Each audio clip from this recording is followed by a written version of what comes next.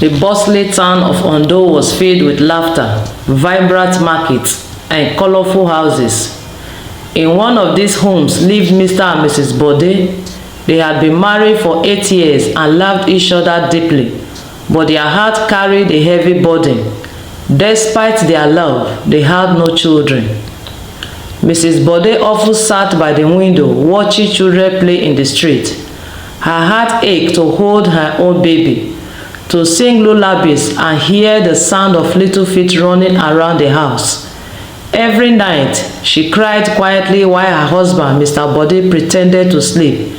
He wanted to comfort her, but the secret weighed on him. He knew he couldn't father a child. One evening, after visiting Mr. Bode's family, things became even harder.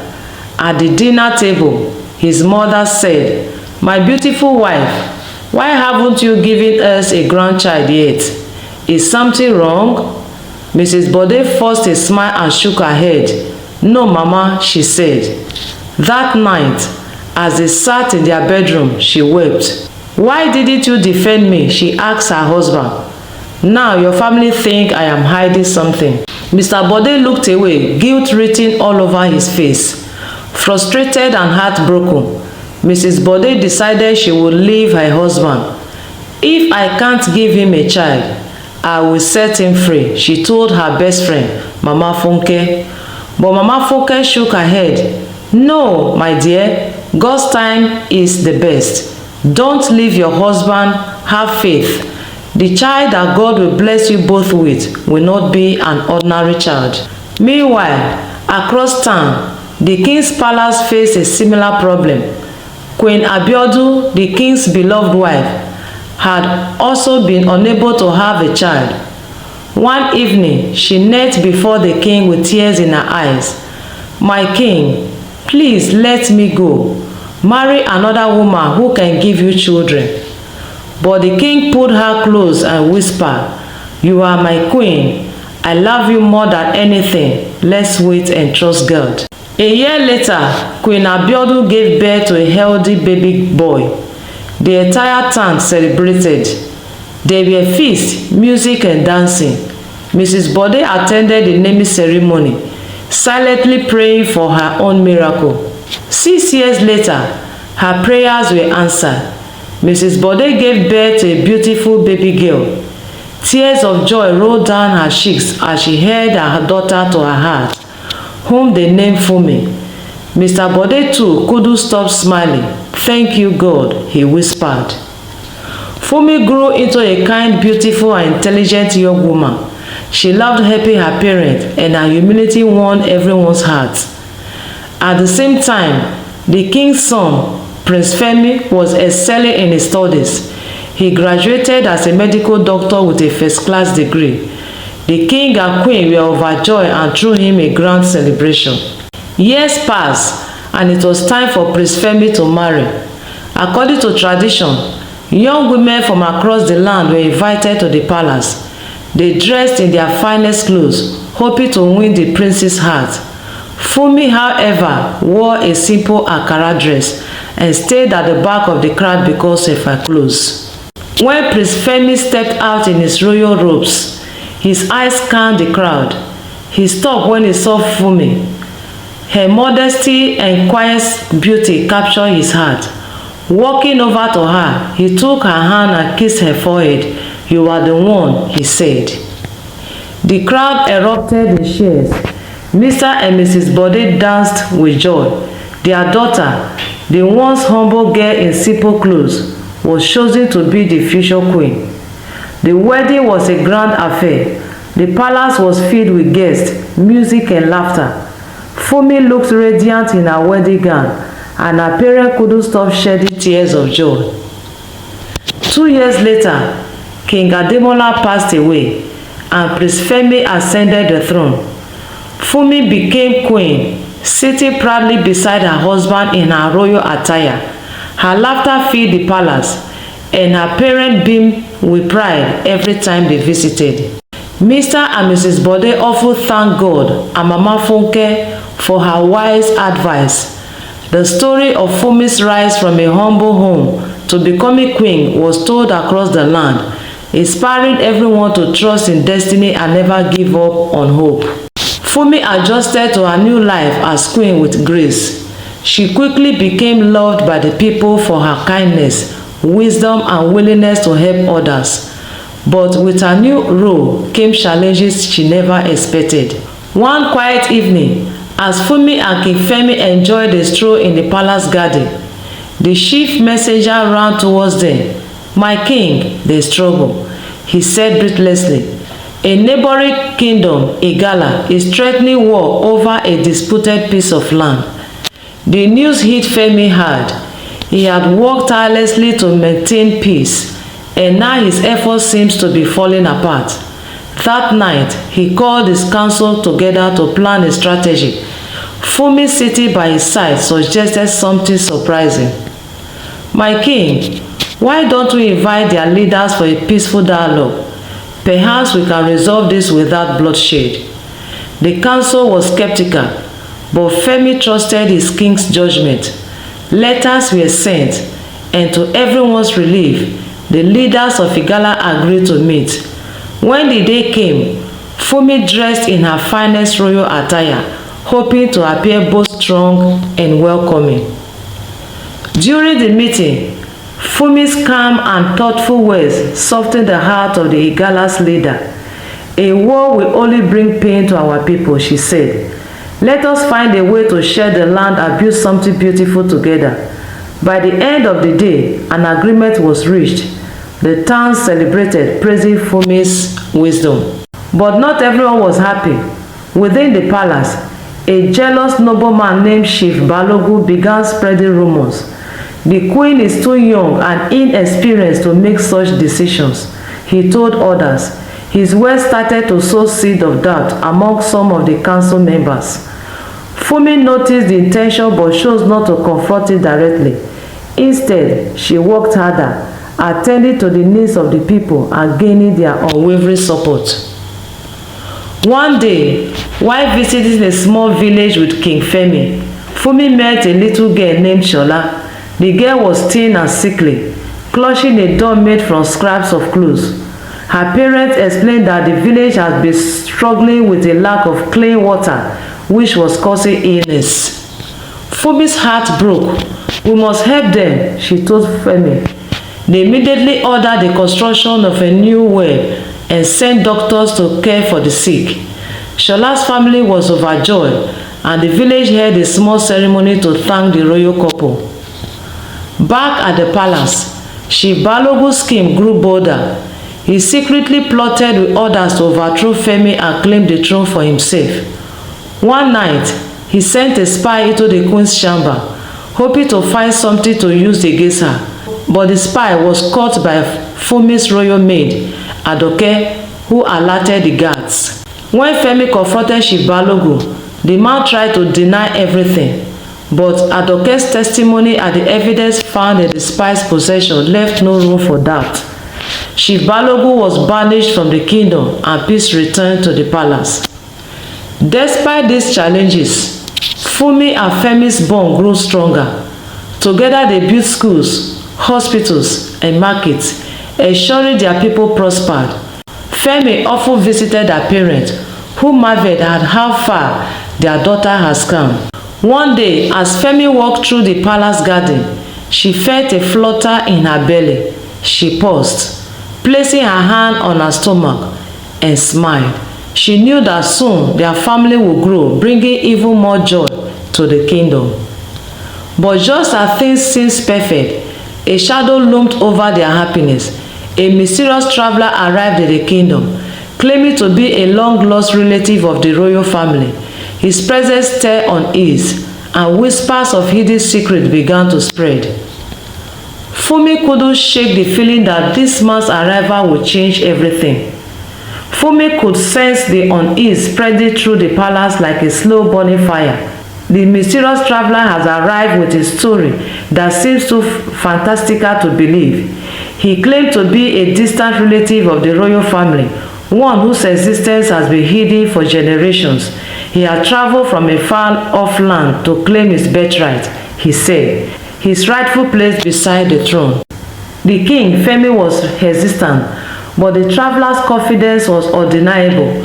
He had a name that was familiar to some of the older nobles, and his knowledge of the royal family history seems too precise to be coincidental. Yet, Femi couldn't shake the feeling that something about the man was wrong. Fumi, however, was not so easily swayed. She had always trusted her instinct, and they told her that this man's arrival was no mere coincidence. She confided in King Femi, urging him to be cautious. Together, they decided to investigate further, without revealing the suspicions to the council. As the day passed, the traveler grew bolder, demanding more recognition and favor. He claimed to have been raised in exile, far from the palace, and that the kingdom has wronged him by denying him his birthright.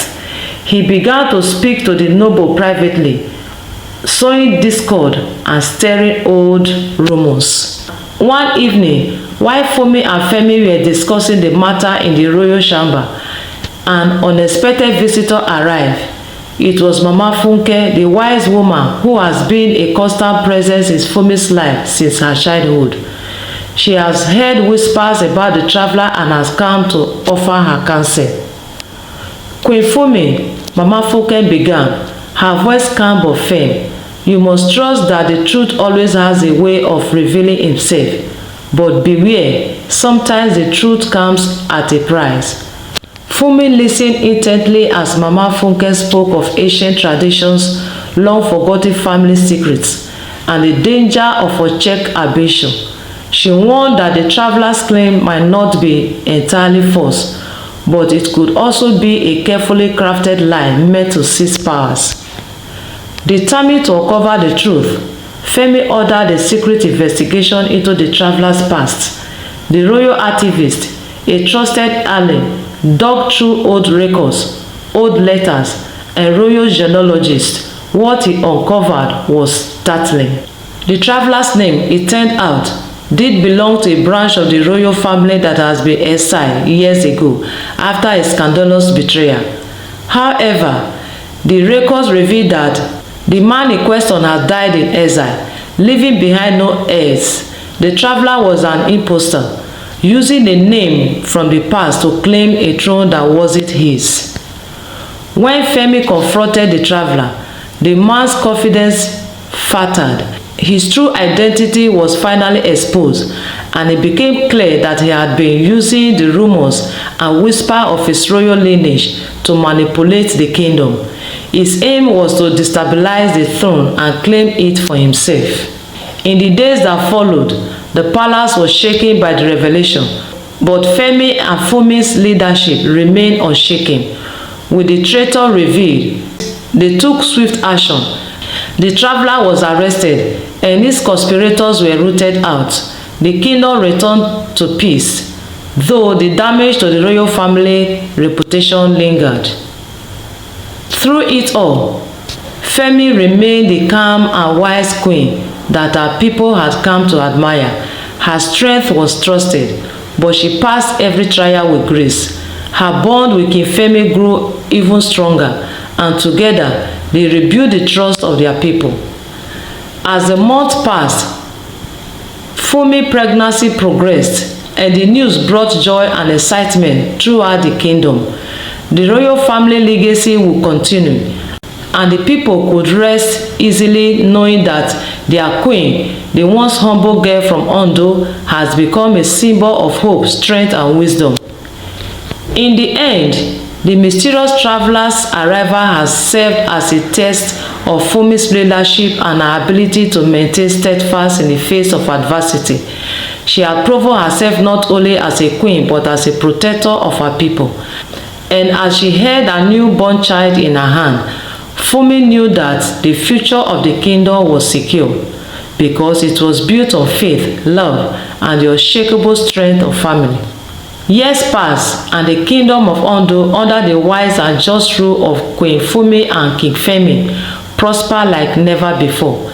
Their son, Prince Adebayo, grew into a strong, handsome young man, his character shaped by the love and teachings of his parents. He had inherited his mother's intelligence and grace, as well as his father's courage and sense of justice.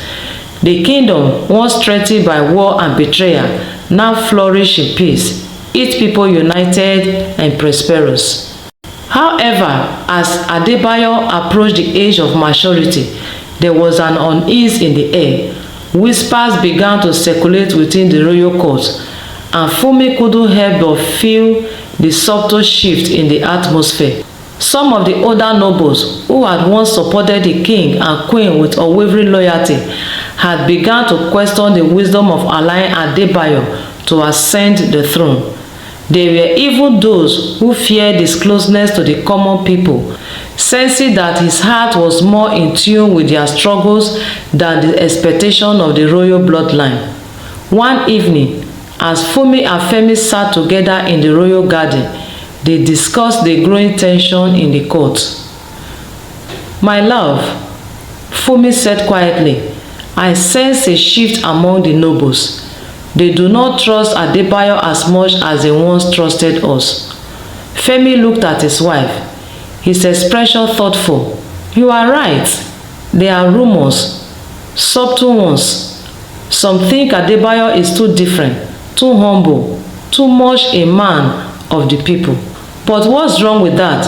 Fumi's voice was calm but firm. "Isn't that the very thing that has made us strong? That we are not just rulers of the elite, but rulers for all our people." Femi nodded. "You are right.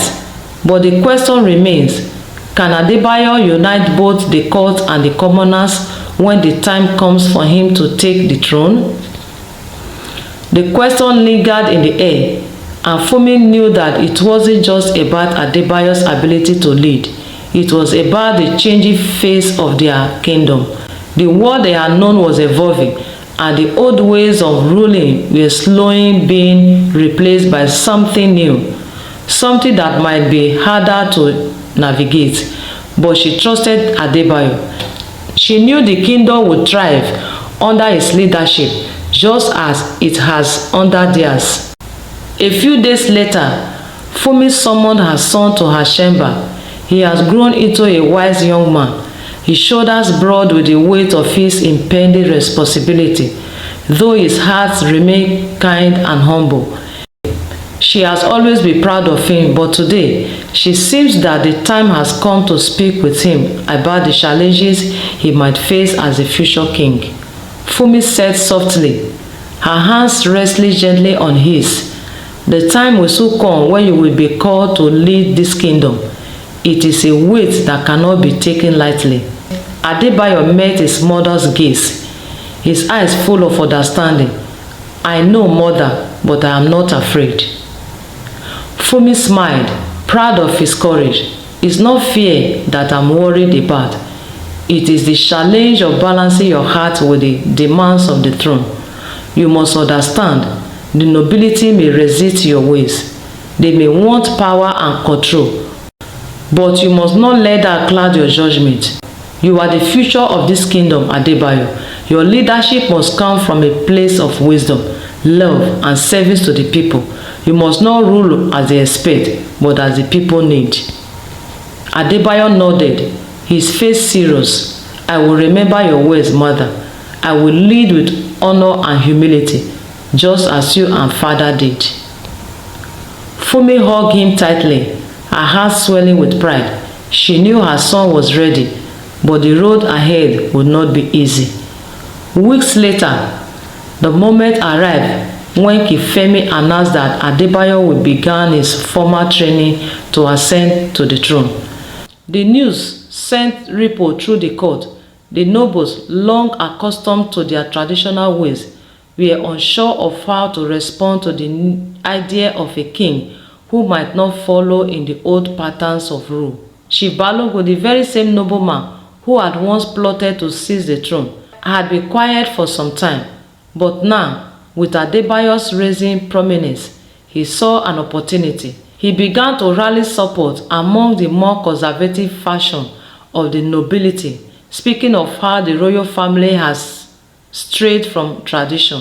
He whispered that Adebayo's rise was too swift, that he lacked the proper training and upbringing to rule as a true king. As Balogun influence grew, Femi and Fumi could feel the tension rising once more. But this time, the stakes were higher and the opposition more subtle. Chief Balogun and his supporters did not openly challenge the royal family. They sought to undermine Adebayo's legitimacy in more insidious ways. The council convened once again, but this time the discussion was different. There were those who, once loyal to the crown, now questions Adebayo's readiness to rule. Fumi could see the writing on the wall, and she knew that this challenge would not be easily overcome. The nobles who had once been her allies now seemed distant and cold, their eyes flickering with doubt. Even some of the people who had once adored Adebayo began to wonder if it was truly the right choice. But Adebayo, ever the determined young man, did not let this sway him. He knew that the challenges ahead were not just about tradition. They were about creating a future where the people's voices would be heard and respected.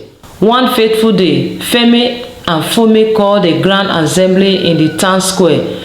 The king, the queen, and Adebayo stood before the gathered crowd. The people who had once witnessed the birth of their son now waited to see if the next generation could meet the challenges of their time. People of Ondo, Femi began, his voice strong. We stand before you today not as rulers, but as servants of the land. This kingdom was built on unity, on love for one another. The time has come for us to pass the mantle to the next generation. The crowd murmured in approval, but Femi could see the uncertainty in the eyes of the older nobles standing near him. He turned to Adebayo, who stood tall beside him, his posture regal and composed. My son, Femi continued, has shown his wisdom, his humility, and his deep love for the people. It is not the blood in his vein that makes him worthy of the throne. It is his heart.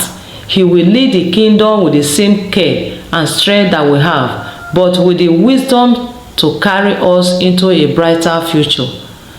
Adebayo stepped forward, his voice quiet but firm. I stand before you today not as a prince, but as a servant of the people. I know that my journey will not be easy. I will face oppositions, even from those who claim to know what is best for this kingdom. But I will listen to you. I will lead with humility, with respect for our traditions, and with an open heart for all who seek peace and prosperity. I promise you, the future will be one where no one is left behind. The people, seeing the sincerity in Adebayo's eyes, erupted into applause. But it was not just the commoners who shared.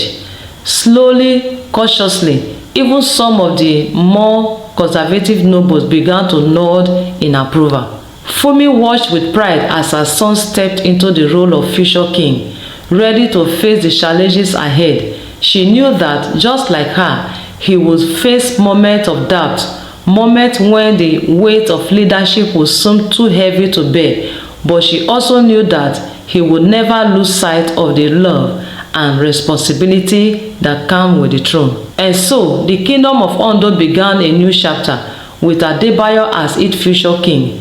The legacy of Femi and Fumi lived on, rooted in love, unity, and the belief that even in the face of uncertainty, hope and strength could overcome any challenge. The people from the humblest village to the grandest palace had witnessed the rise of a new ruler, a king who would lead not by bloodline or tradition alone, but by the heart and soul of his people. Of how you feel, the lesson you have learned from this story. The new king, Adebayo, seems to stand firm and believing he will lead his people aright, even as his father and mother has ruled the people. Kindly drop your opinion in the comment section. And please do subscribe to support my channel, like my video, and please don't forget to turn on the notification bell to keep you updated whenever I upload more interesting videos like this one. Thank you for watching my video. See you in my next episode. Bye for now.